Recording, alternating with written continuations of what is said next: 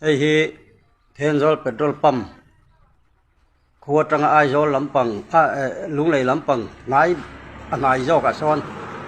petrol liter ni vel kan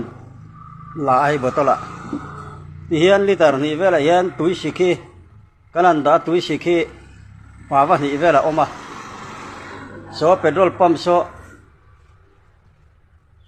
a thei chung chuan tu ma hian thun lo ula motor kan di mani chuan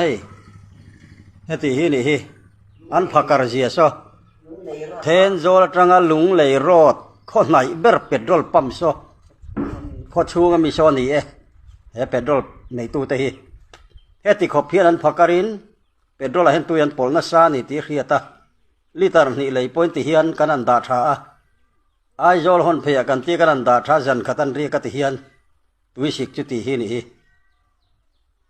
rong ka chakhlui atharin kan theng thei renga tin fradu nei tan engtik lai pon kan lei sak thei renge orion goldsmithy meron bedonia